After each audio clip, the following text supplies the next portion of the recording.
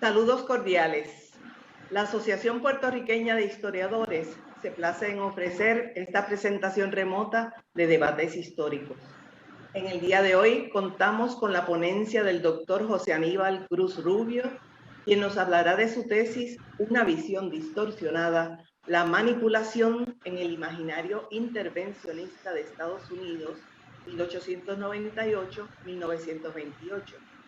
Agradecemos a todos su participación en este debate histórico organizado por la Asociación Puertorriqueña de Historiadores, pero muy en especial a nuestro técnico Eugenio Rivera Cruz.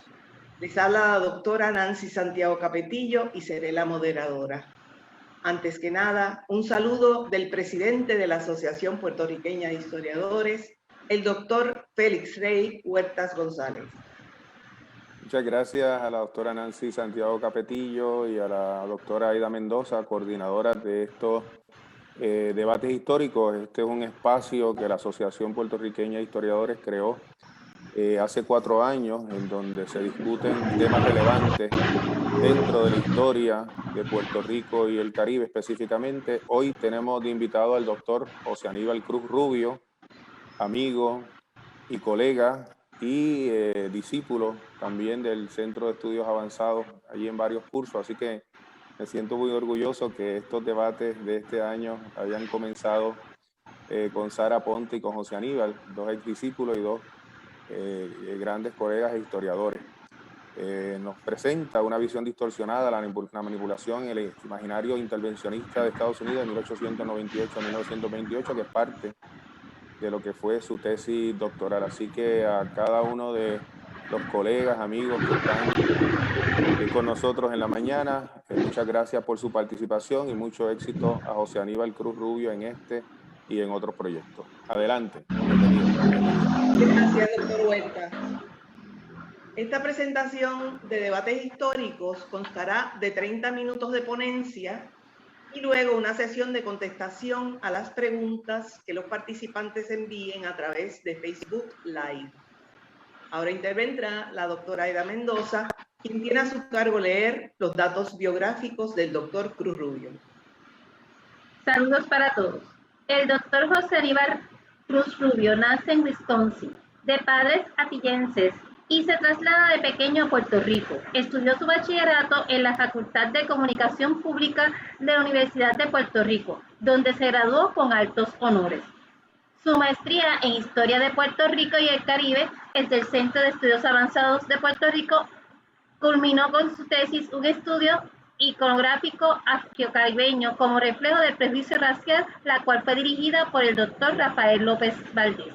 Hizo una segunda especialidad en literatura puertorriqueña y del Caribe de esa institución. Su doctorado lo completó en el 2015 con la tesis que se presenta hoy, Una visión distorsionada, la manipulación en el imaginario intervencionista de los Estados Unidos en el Caribe a fines del siglo XIX y comienzos del siglo XX.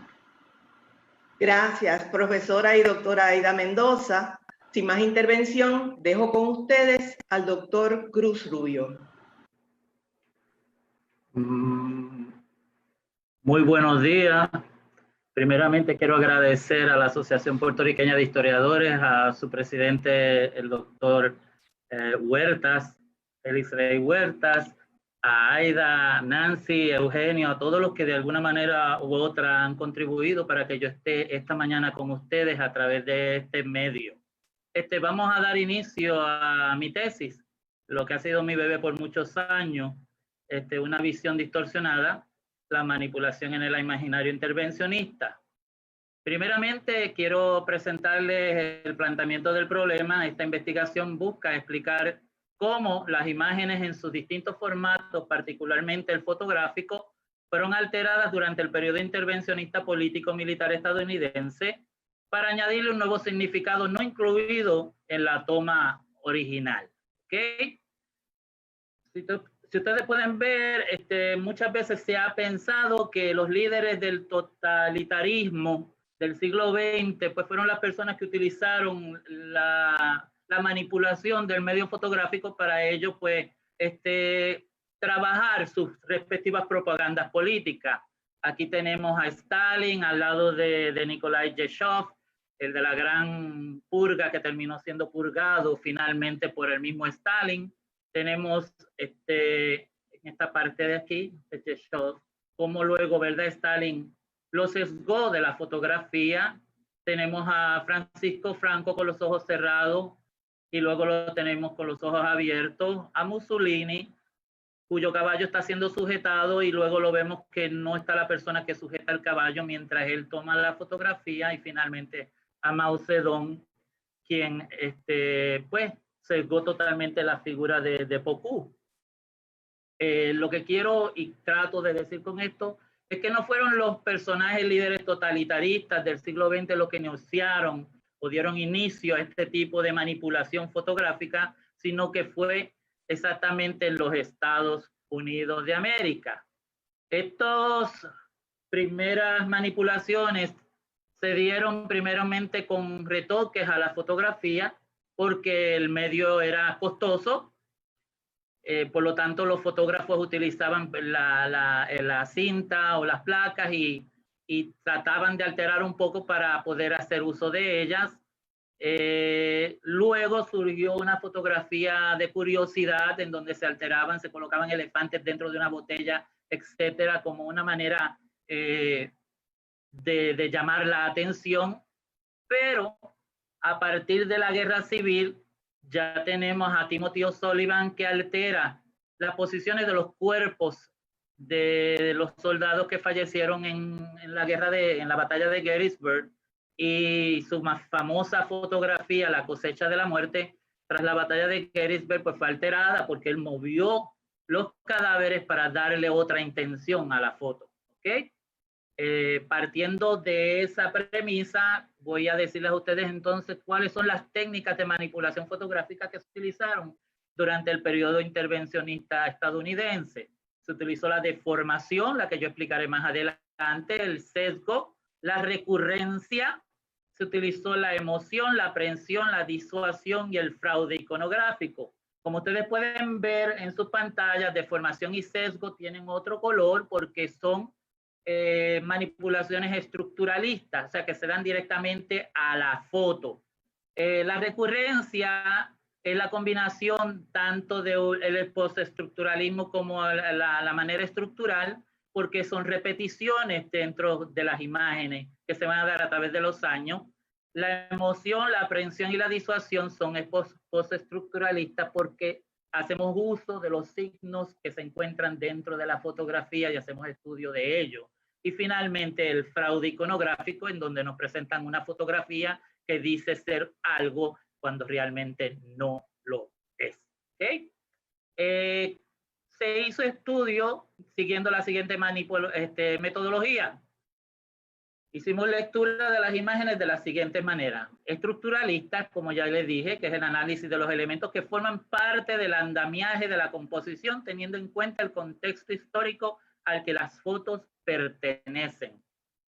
El postestructuralista, el análisis de los signos, o sea, los gestos que se pueden encontrar dentro de dicha composición. Y finalmente los estudios de aproximación, que es en el análisis de la interpretación de la fórmula visual, o sea, el propósito que tenía el artista al tomar la fotografía, sus posibles intenciones y el riesgo de la intertextualidad. Estos tres elementos son estudiados también debido a sus grandes teóricos. El primero fue Erwin Panofsky, el segundo Roland Barthes y el tercero Peter Burke. Para estudiar las imágenes estructuralmente, siguiendo los postulados de Erwin Panofsky, el famoso historiador del arte alemán, pues primero ustedes tienen una imagen ahora mismo en sus pantallas en que se ve una familia.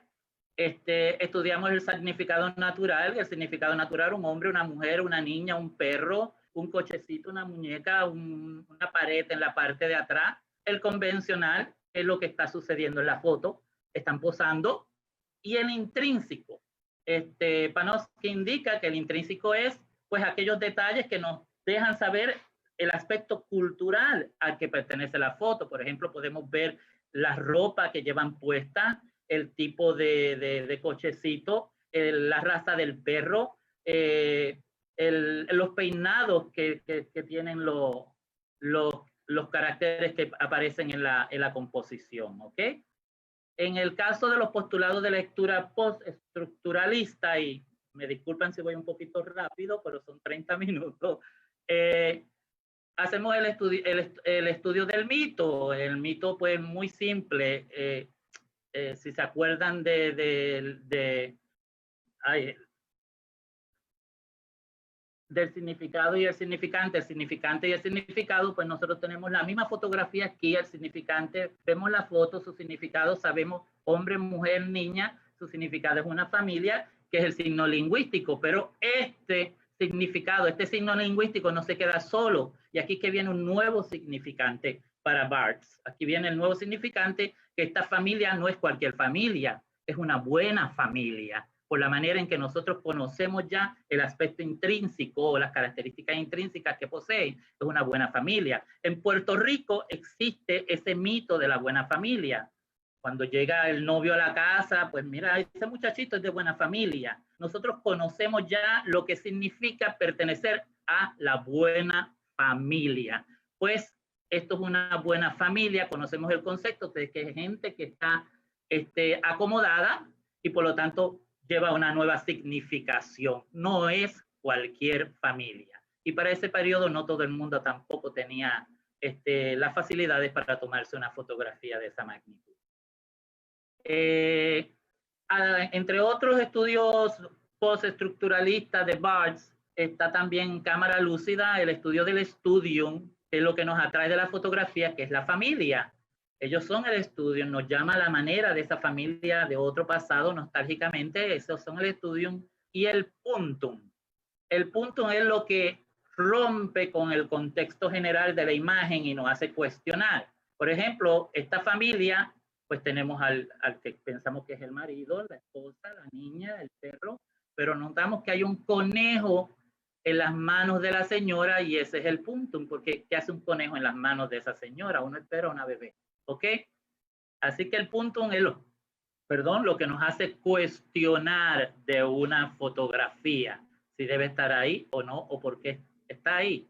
En los postulados de aproximación de Peter Berg, cuando hablamos de fórmula visual, buscamos responder a la pregunta, ¿cuál es el propósito de la imagen? O sea, ¿qué quería esta gente sacarse este retrato? ¿Por qué se sacaron este retrato? ¿Para la familia? ¿Para mantenerlo en su casa sobre la chimenea? ¿Cuál es el propósito de la imagen? Las intenciones, busca responder a la pregunta, ¿qué buscaba el fotógrafo cuando sacó la toma? Pues probablemente cobrar buen dinero, no sé, hay que buscar la manera, cuál es la intención del fotógrafo al tomar la fotografía. Y finalmente la intertextualidad. Busca establecer relaciones de copresencia con posibles imágenes o textos del pasado inmiscuidos en la composición. O sea, aquí pues yo coloqué al padre y a la niña hablando, pero realmente para que entiendan mejor este término, podemos ir a los filmes en la actualidad. No sé si ustedes se acordarán de que hubo una película llamada Django Unchained, Django desencadenado, de Quentin Tarantino, en donde vemos nuestros protagonistas subir una escalera y luego aparecemos con esta imagen, que es el busto de Nefertiti. Esto es intertextualidad porque el busto de Nefertiti no se encontró hasta 1912 y aparece en la película que está a mediados, su historia se desarrolla a mediados del siglo XIX. Así que está intertextualizado. Nefertiti no tenía que ir porque no había sido descubierta aún. A eso es lo que me refiero con relación a fotografías, que podemos colocar cosas que no son de ese periodo y no darnos cuenta, sobre todo en las pinturas. La mayoría de las investigaciones realizadas sobre el imaginario político militar estadounidense en el Caribe y el resto de América han sido enfocadas en descripciones del discurso colonial. Por ejemplo, en Our Islands and Their People, en un recuento inversionista compuesto por 2 pesadísimos tomos a los cuales se ha estudiado bastante su fotografía implícita y de doble sentido lingüístico, pero no la estructura de la obra como tal, que consta del peso, el tamaño, la ubicación de las imágenes de acuerdo a las culturas implicadas, etnias, etc. Yo hago un estudio bastante extenso sobre ese libro, no directamente a la imagen colonial, de estudio colonial, sino al libro como tal, dónde fueron colocadas, por qué se colocó esta imagen aquí, por qué estas están acá. ¿Ok? Las manipulaciones estructuralistas, aquí vamos a entrar ahora a las manipulaciones de acuerdo a Panofsky en su estructuralismo. La primera de ellas es la deformación, ¿ok? Se encuentran presentes dentro del espacio iconográfico. Es la técnica en la que se alteran, añaden caracteres u otros elementos a una imagen, o sea, se deforma incluyendo sus textos y el color para darle un nuevo significado a la composición. Coloqué a la Mona Lisa ahí, vean qué distinta y qué bien se ve ella con este nuevo recorte. Ella ha sido deformada, ¿ok? Para que tengan una idea. Aquí tenemos nuestra primera fotografía. Si pueden ver, a su izquierda aparece una postal de a principios del siglo XX, Vega de Tabaco en Cuba, en donde se le añaden nuevos caracteres a la composición para alterar su significado. ¿Qué me refiero con esto? La postal que aparece, o la imagen que aparece a la derecha es la misma, una vez editada, porque se sesgaron, se quitaron las partes, se quedó nada más la parte del centro de la fotografía, o sea, esta parte de la imagen es lo único que vemos en esta fotografía. Pero no solamente eso, sino que nos percatamos que hay dos personajes que fueron inmiscuidos y que no se encontraban en la toma original. Y son dos negras, una con un colorcito vermellón que se encuentra en el lado izquierdo y la otra con un color violeta. Y más las dos palmas reales, como una intención de los editores, y en este caso sabemos que son editores estadounidenses en inglés porque la imagen dice Tobacco Field Cuba, a diferencia de la original que dice Vega de Tabaco en español. Queriendo traer esa manera, esa visión del Black Belt estadounidense, pero ahora hacia el Caribe. Y al no tener negras en esta cosecha de tabaco, pues las pintaron. Y ahí aparecen pues las dos recogiendo también el tabaco con los demás trabajadores. Vemos también que la misma imagen fue utilizada en dos ubicaciones distintas. ¿Ok? El color sepia a la derecha, la imagen en México, y acá la misma imagen está en Cuba. O sea, para los editores pues no le importaba que la imagen fuera de México, fuera de Cuba, aunque el tabaco viniera de vuelta abajo, creo que es, a cuestiones mexicanas.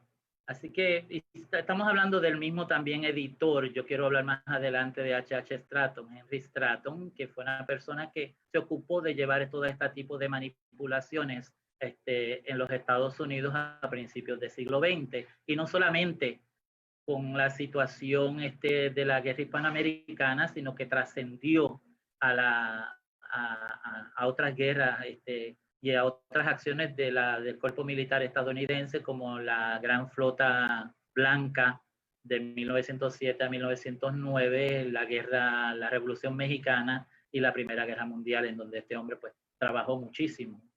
Aquí tenemos otro ejemplo de deformación.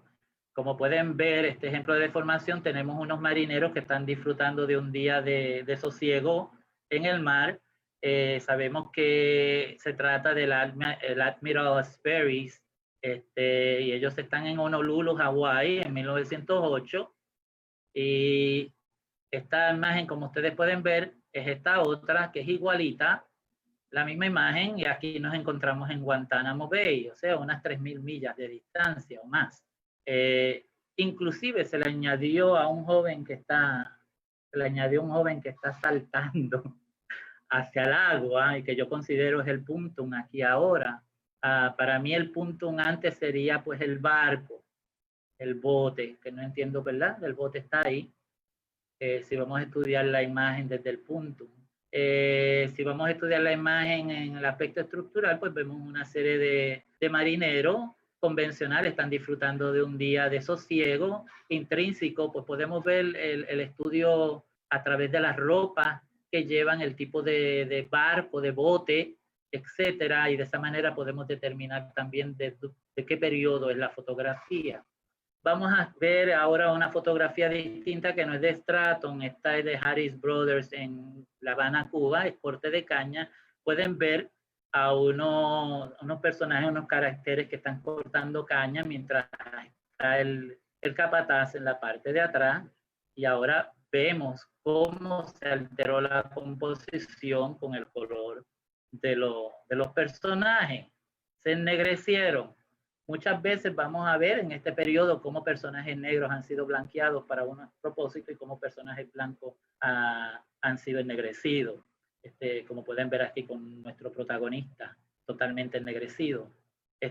Aquí es lo contrario, en ejemplo de deformación, alteración de colores y deformación, podemos ver, tengo un problemita con el internet.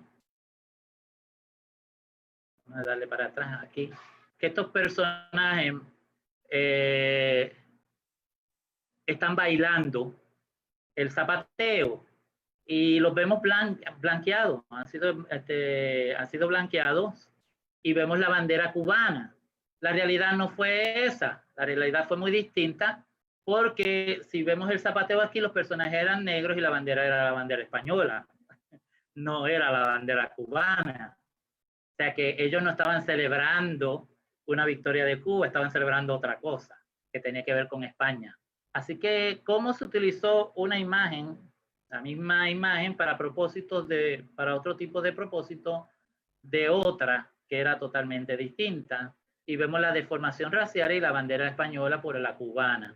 En la deformación, ejemplo de deformación número 7 que tenemos aquí, vemos estos soldados españoles pues disparando a unos prisioneros espías cubanos. ¿Ok? Esta imagen ya ha sido retocada un poco. Si pueden notar al que está tratando de evitar las balas, pues ya este personaje se ve que ha sido retocado para darle forma, ¿verdad? Pero en la próxima imagen, pues a nuestros queridos pelotón de fusilamiento español, pues renunciaron a su patria y ahora son mexicanos. Los colocaron como soldados de Carranza, o sea, son constitucionalistas ellos. Y están pues en esta vez, pues no están con los espías, seguramente pues están disparándole durante la Revolución Mexicana, que nada tiene que ver con la guerra hispanoamericana. Y aquí tenemos la imagen, una de las imágenes originales en donde vemos realmente estos soldados españoles disparándole a las personas. Seguimos con la manipulación estructuralista, que son las que están dentro del espacio iconográfico. Tenemos ahora sesgo, que es la técnica en la que algunos caracteres u otros elementos son removidos de la estructura original de la composición, y vamos directamente a este ejemplo de deformación y sesgo. Vean cómo dice aquí que el garrote es un método de ejecución criminal español contra los criminales, según Stratton, y podemos ver las personas que se encuentran en esta fotografía, ¿verdad? Podemos contarlas que ya ha sido retocada en la parte de atrás. Y ahora vamos aquí a estas postales de un periodo más tardío y cambia el texto. El garrote ya es el método cubano de ejecutar criminales, ya en la derecha el garrote es el método mexicano de ejecutar criminales. Se ha alterado, como puede ver, se han alterado colores un poco, pero lo más que llama la atención es cómo se alteró el rostro del convicto, el rostro de la persona que va a ser ejecutada, porque si pueden ver, era un rostro de coraje. Este hombre estaba molesto y ese rostro lo cambiaron a un rostro agónico. O sea, vean cómo está sufriendo lo que está sucediendo. Son dos cosas muy distintas. También podemos notar que el personaje caucásico que aparece en la parte de atrás y posee una gorra blanca fue retocado y esa gorra le fue quitada, y este personaje fue totalmente sesgado, fue totalmente editado más adelante. Este tipo de personajes desconozco por qué todavía decidieron quitarle la gorra. Fíjense que este tipo de gorra era utilizada por los militares de alto mando de ese periodo durante la insurrección filipina en 1899.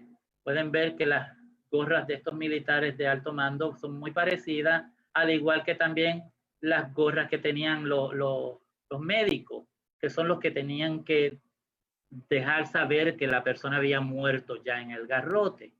Pero lo que es un misterio es por qué lo editaron de que borraran la gorra.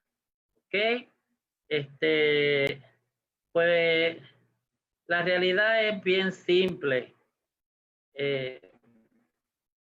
Cuando hablamos de Estados Unidos, pues el garrote era the American way of executing criminals en Filipinas. O sea, ellos no te van a decir eso. Ellos echaron la responsabilidad de que era España los responsables de ejecutar personas con garrote, de que era Cuba y de que era México, cuando realmente fueron los estadounidenses que utilizaban este tipo de método para ejecutar a los insurrectos filipinos durante la insurrección de 1899 como consecuencia de la guerra hispanoamericana.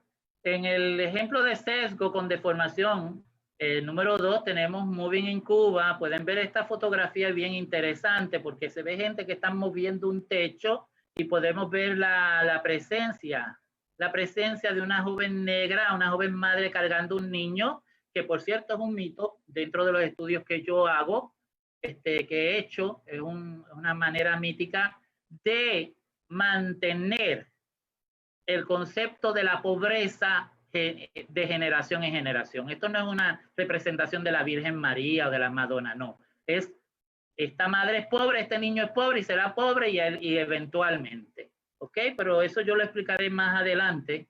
Quiero que vean el próximo, que ahora pues esta mudanza es en México, no es en Cuba. Y miren aquí lo mismo, está la madre con el niño, etcétera. Es la misma fotografía, solo que es sepia, el color ácido no tiene color. Y aquí tenemos la foto original. Esta fotografía original fue tomada por Roy Squires y William Bingham, que eran fotógrafos del ejército de Estados Unidos en la guerra hispanoamericana, que se encontraban en Filipinas y luego fundaron una de las compañías de armamento estadounidense más grandes del mundo. Pero en ese periodo, pues ellos les gustaban retratar. Y fíjense que lo que tenemos a nuestra mano izquierda no es una mujer con un niño en los brazos, ¿ok? Son dos soldados estadounidenses. Ellos te dejaron el filipino. Si lo doy para atrás, ven que el filipino se quedó, pero los soldados estadounidenses se fueron de ahí.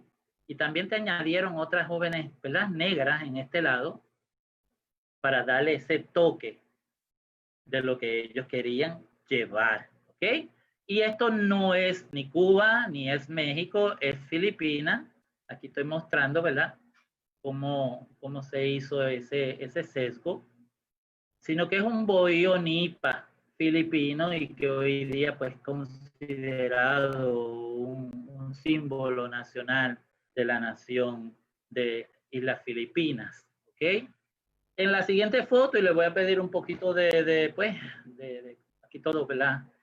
Son fotos fuertes, lo que quiero decir que las fotos que voy a presentar ahora son un poquito fuertes porque son fotos de la Revolución Mexicana, de ejemplos de sesgo. Ustedes ven estos dos jovencitos que están colgados a un árbol y ven este revolucionario, entonces escrita con maquinilla, Familiar Scene en México, o sea, una escena familiar en México durante la revolución en los pasados 3 años. ¿Ok? Y este es H.H. Stratton, y esta foto ha sido sesgada y deformada y les voy a explicar cómo. Aquí está la fotografía original que fue tomada por Walter Horn, que fue un excelente fotógrafo de ese periodo y que retrató brillantemente toda esos sucesos, todos esos hechos. Y como pueden ver en esta fotografía, hay unos personajes en el centro de ella que no vemos en la fotografía anterior. O sea, también fueron sesgados, como el militar que le sesgaron el sombrero, como los militares en la fotografía anterior de Moving moving en Cuba o México. Y lo más que me impresionó es esto. Como pueden ver ustedes ahí, esos dos jóvenes tenían que quedar familia, eran amigos, eran hermanos, pero están atados de las manos en el momento en que fueron ahorcados y murieron. Ese detalle de la mano fue sesgado. Aparentemente, los editores no querían que se viera ese detalle emocional en la fotografía y así lo hicieron, ¿ok? Manipulaciones postestructuralistas. Aquí vamos a bregar con manipulaciones que mediante el uso de técnicas conductuales, gestos, signos de recurrencia, emoción, aprehensión y disuasión en las imágenes pueden cumplir con un propósito en particular para sus creadores. Ya son los 30. No. Voy a continuar. No entiendo bien lo que me están indicando, pero anyway, si ustedes me oyen allá, la recurrencia. Ajá. Continúe. Gracias. Entramos en la recurrencia. ¿Qué es la recurrencia? Es la técnica conductual, es el mito en que las imágenes aparición. Vamos aquí. Se usaron los osarios. Aquí tengo los osarios. Es algo bien mítico porque se sacaron imágenes de osario en todas partes del área de intervencionista, desde Filipinas, en este caso México, el cementerio Colón en Cuba, en donde ustedes pueden ver los soldados estadounidenses haciendo mofa con las carabelas, ¿no? Con las osamentas en el osario del cementerio Colón en Cuba, en Filipinas en el cementerio Paco y en Puerto Rico. O sea, en cada uno de estos cementerios se retrataron osarios. ¿Por qué? Porque era la manera en donde demostraban ellos pues, la incapacidad que tenía el Imperio Español de cómo trataban a los muertos una vez cumplían 5 años y no se pagaba, no se pagaba por el terreno en donde fueron enterrados y sus restos eran exhumados y luego dejados en una fosa común. Los niños Picanini también se convirtió en una recurrencia bien común, en donde ustedes pueden ver los niños Picanini en Estados Unidos y los niños Picanini en Puerto Rico, trayendo esa idea de diferencia racial al Caribe. Y el negro en la palma de coco. El negro en la palma de coco es bien interesante porque es bastante común durante todo este periodo. Y aquí pues entra también el mito. El negro trepaba la palma de coco sencillamente porque era para alimentarse. Si yo voy a utilizar, por ejemplo, un estudio teórico a deconstruir esto opuestamente como Derrida, como Jacques Derrida, pues entonces vemos que el blanco, en vez de trepar palmas de coco, el blanco en ese periodo trepaba montañas. Y ustedes lo que va a ver es al blanco trepando montañas, que es un reto en donde ellos pues van a satisfacer el ego de que yo llegué a la cima, y al negro trepar la palma de coco. Y esta fotografía tuve que incluirla porque a mí me fascinó, la encontré en el internet, porque siempre se dijo que Robert E. Peary fue el que llegó, fue el que trepó la cima del mundo en el Polo Norte, y ustedes pueden ver a Matthew Henson cómo se ríe con una fotografía de Peary en las manos, como quien dice, eso se cree él, porque fue Henson quien verdaderamente llegó a esa cumbre, no fue Peary. Manipulaciones postestructuralistas con estudios de aproximación, que es la técnica que destaca el elemento étnico y cultural de algunas sociedades por encima de otras con propósitos discriminatorios y racistas para satisfacer un ego de poder. Puede perpetuar el mito lingüístico, o sea, el icono capcioso. Esto es lo mismo y lo mismo una y otra vez de los años. Por ejemplo, si ustedes ven esta fotografía que yo les estoy presentando de la expedición punitiva, ustedes ven cómo esos dos soldados están sujetando a este pobre bandido, que también es mito esa palabra, a ese hombre probablemente villista, seguidor de Pancho Villa, y lo están mostrando a la cámara para que Horn le tome la fotografía, ¿ok?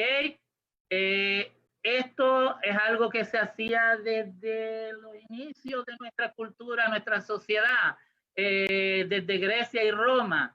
Viene esta idea de el vencedor enseñar al derrotado, San Miguel Arcángel a Satanás, David a Goliat, Mitra al toro. Esto es un mito dentro de la cultura occidental en la que nosotros vivimos y sigue continuando a través de los siglos, a través de la misma cultura occidental en la que vivimos. Podemos ver al príncipe Alberto en este cuadro llevando su carga, ¿verdad? Su casa, el famoso gran cazador, y la reina Victoria con el pequeño Eduardo, como, ¿verdad?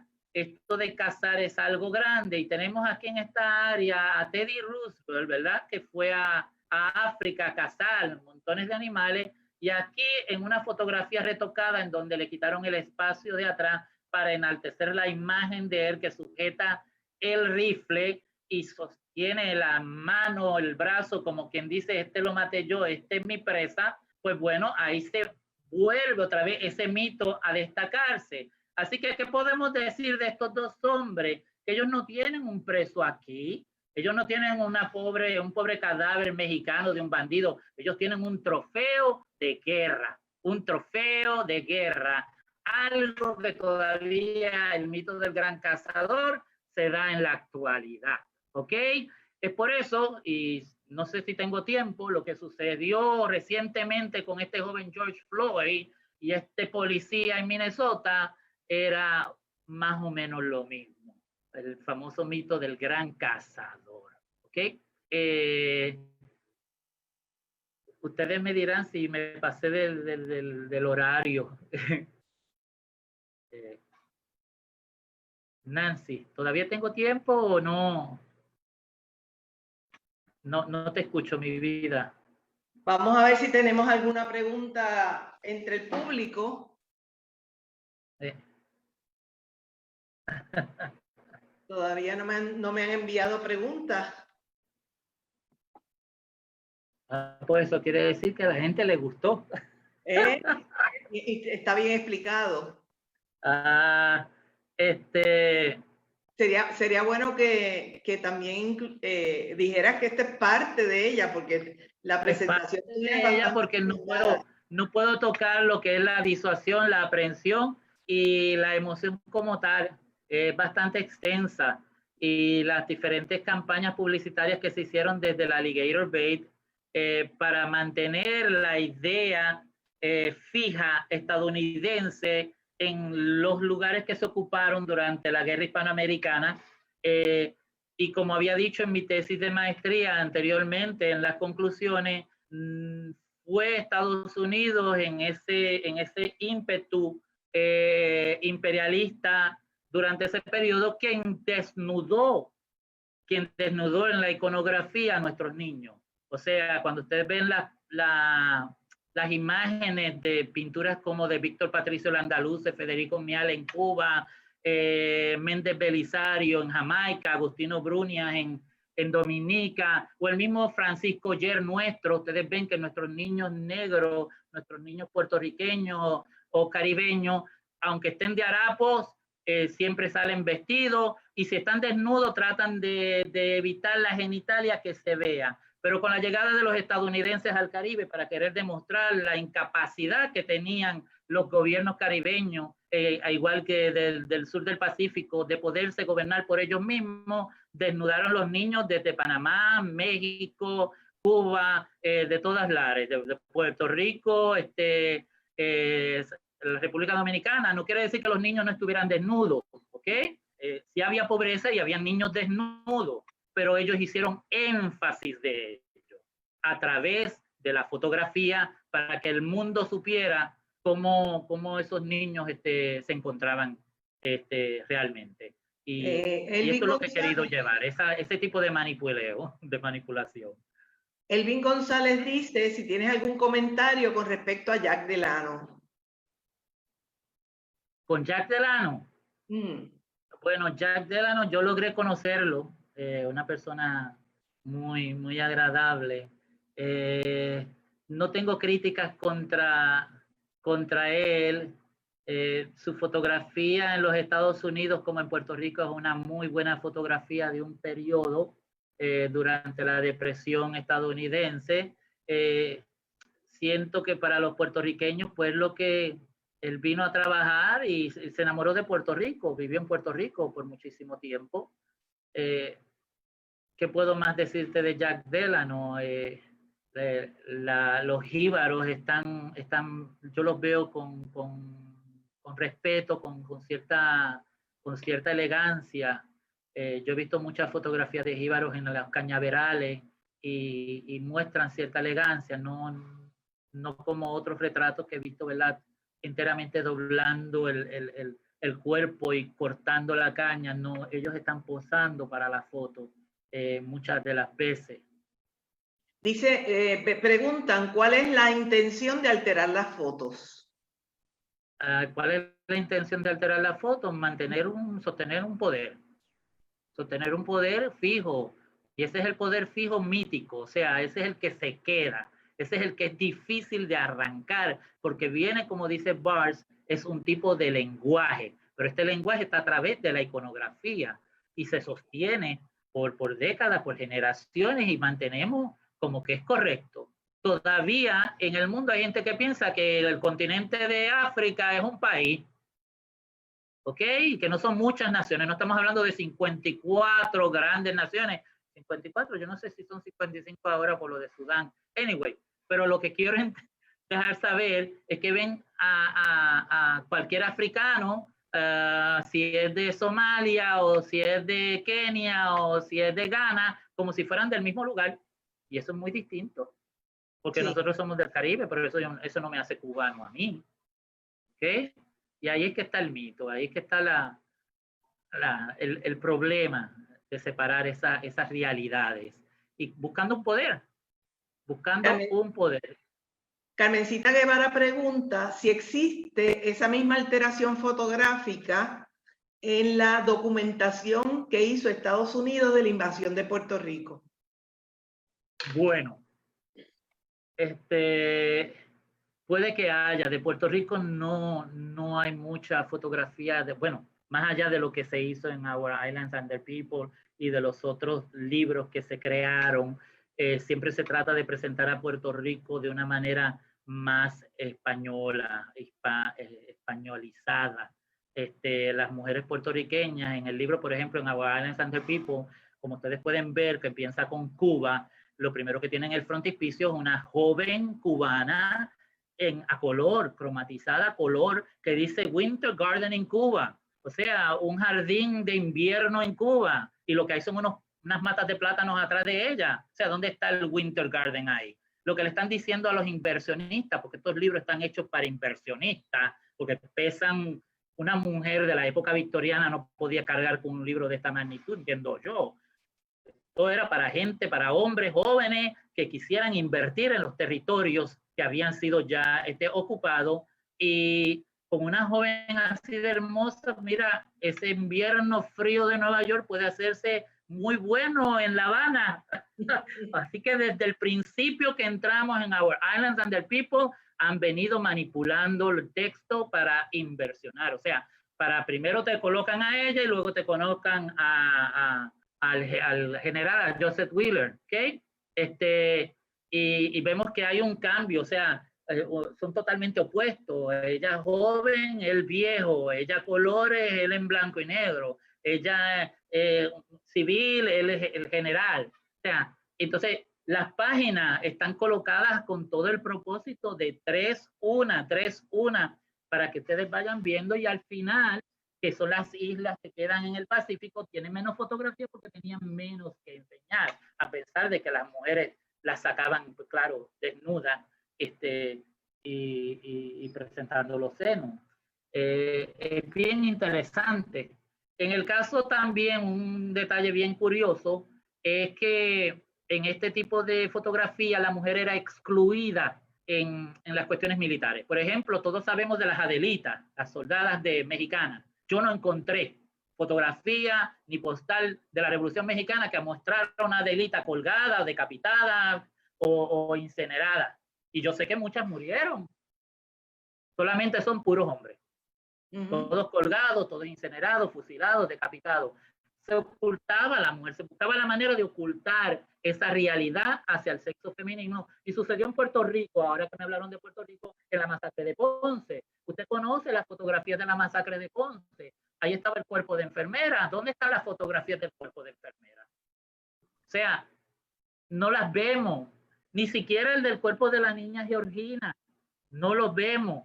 Vemos a los de los jóvenes, a los hombres, y eso pues muestra una actitud, un periodo en donde la mujer era sacada, excluida aún del contexto real de la historia. Invisibilizada es la palabra que nosotras usamos, ¿verdad? Muy bien, gracias por ese apoyo. Hay una compañera... La única mujer que yo recuerdo era Mary Surratt, cuando la colgaron por la conspiración de Lincoln, y estaba tan tapada que no se sabía si era una mujer lo que ahí había allá adentro cuando la colgaron. ¿Ok? También aparecen linchamientos en el sur de Estados Unidos, pero ahí no veían a la mujer negra como si se tratara de una mujer, sino de un objeto, y por lo tanto es distinto. Pero en caso de una mujer caucásica, pues a Mary Surratt, ustedes saben que la cubrieron completamente, para vergüenza, ¿verdad?, de lo que estaba sucediendo en ese periodo. Una compañera del Centro de Estudios Avanzados, Gretchen Nicole, interesa comunicarse contigo porque está investigando sobre el desarrollo de la fotografía en Puerto Rico. Y otra persona, Garza, comenta, el libro de Lani Thompson, Imperial Archipiélago, trabaja muy bien la actitud colonial que tomó Estados Unidos con respecto a sus colonias. Un comentario sobre Lani Thompson, Imperial Archipiélago, es muy buen.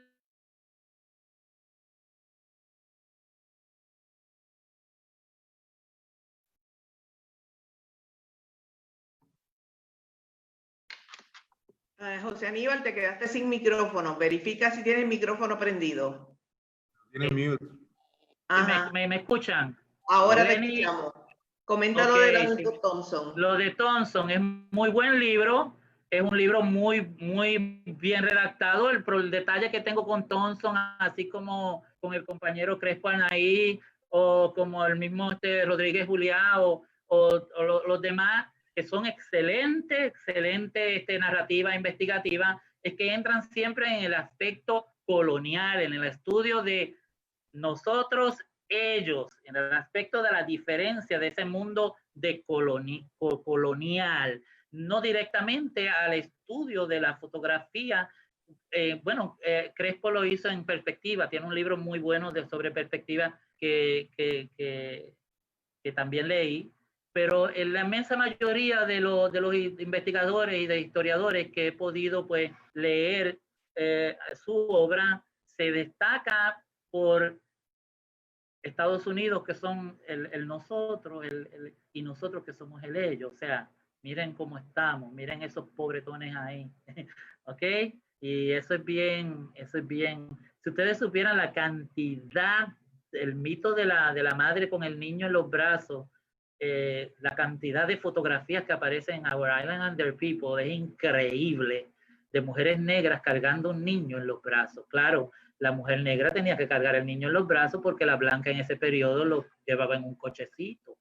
Y ahí era que sacaban la foto, los niños en cochecito.